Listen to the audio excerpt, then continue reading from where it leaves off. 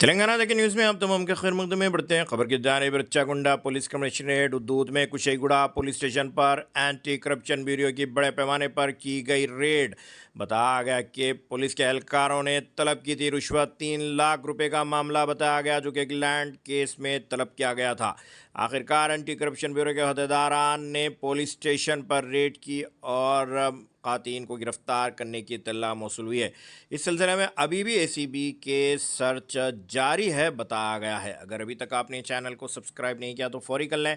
आलमी मुल्की रियासती मकामी खबरों के लिए देखते रहिए आपका अपना चैनल तेलंगाना दक्कन न्यूज़। ఆనంద్ కుమార్ నేను DSP ACB రంగారెడ్డి రేంజ్ మాకు ఒక కంప్లైంట్ రిసీవ్ చేసుకోవడం జరిగిందండి. భరత్ రెడ్డి అని చెప్పేసి ఇక్కడ కుషాగూడలోనే ఉంటారు. ఆయనకి చక్రీపురంలో ఒక ల్యాండ్ ఉంది. ఆ ల్యాండ్ నైబరింగ్ ల్యాండ్ ఓనర్స్ ఎవరైతే ఉన్నారో వాళ్ళతో డిస్ప్యూట్ ఏర్పడింది, ల్యాండ్ డిస్ప్యూట్. ఆ ల్యాండ్ డిస్ప్యూట్లో భాగంగా వాళ్ళ నైబరింగ్ ఓనర్స్ ఇతని పైన ఒక కేసు బుక్ చేయడం జరిగింది.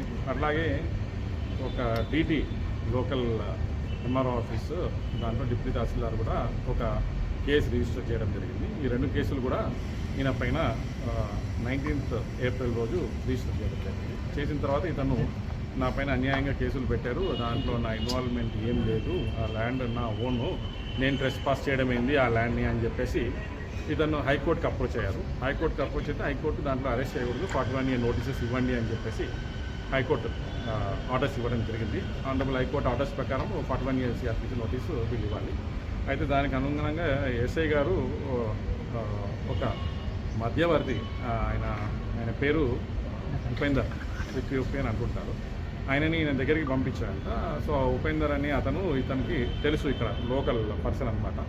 వచ్చేసి నేను ఇట్లా కేసు క్లోజ్ చేపిస్తాను, మీకు ఈ 2 కేసెస్ క్లోజ్ చేయడానికి దాదాపు 3 లక్షల రూపాయలు అవుతాయి, సో ఆ డబ్బులు ఇస్తే నేను ఆ కేసు క్లోజ్ చేస్తానని చెప్పేసి చెప్పడం జరిగింది.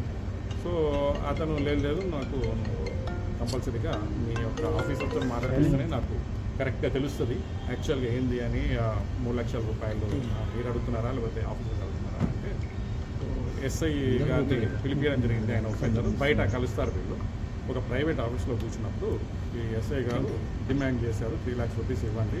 2 కేసులు కాదు, ఒక కేసు మాత్రం ఇనిషియల్గా నేను క్లోజ్ చేస్తాను, ఇంకొక కేసు చేస్తానని చెప్పేసి SI షేక్ షఫీ అని చెప్పేసి ఆ SI గారు ఇతన్ని డిమాండ్ చేయడం జరిగింది. దీంట్లో మరి మీరు ఇన్స్పెక్టర్ గారు మళ్ళీ ప్రాబ్లం చేస్తాను, లేదు ఇన్స్పెక్టర్ గారికి కూడా దీంట్లో ఉంది భాగము, ఆయనకు కూడా ఇవ్వాల్సింది ఇస్తాను అని చెప్పేసి ఆయన చెప్పడం జరిగింది. ఆ 2 బేస్ చేసుకొని మనకి కంప్లైంట్ ఇవ్వడం జరిగింది భరత్ రెడ్డి గారు. ఆ కంప్లైంట్ ఇచ్చినప్పుడు ఆ కంప్లైంట్ని నమోదు చేసుకొని కేసు రిజిస్టర్ చేసుకొని ఈరోజు 3 లక్షల రూపాయలు ఇన్స్పెక్టర్ అండ్ SI యొక్క ఉపేందర్ అనే వ్యక్తి ద్వారా తీసుకుంటున్నట్టుగా బయట రెడ్ హ్యాండెడ్గా పట్టుకోవడం జరిగిందండి. ఇక్కడ ఈ కంప్లైంట్ యొక్క ఆఫీస్ ఉంది, భరత్ రెడ్డి గారి ఆఫీస్ ఉంది. ఆఫీస్లో వచ్చి డబ్బులు తీసుకుంటానని ఆయన చెప్పాడు. వచ్చి ఆ డబ్బులు తీసుకుంటున్నాడు. అప్పుడు తీసుకుంటున్నప్పుడు రెడ్ హ్యాండెడ్గా ఆయన పట్టుకోవడం జరిగింది.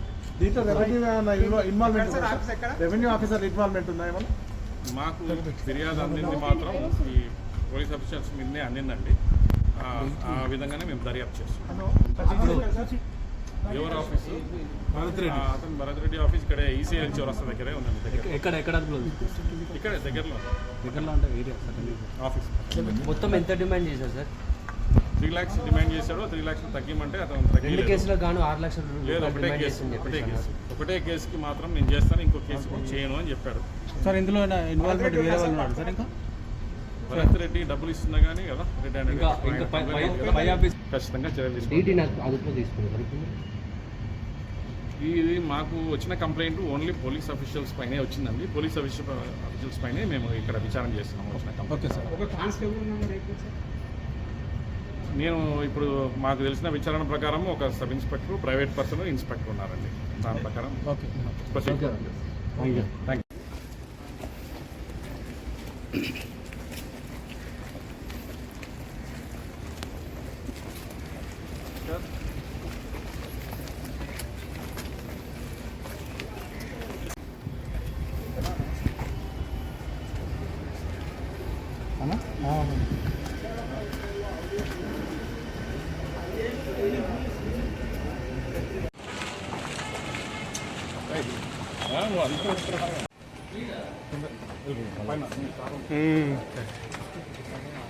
పోయి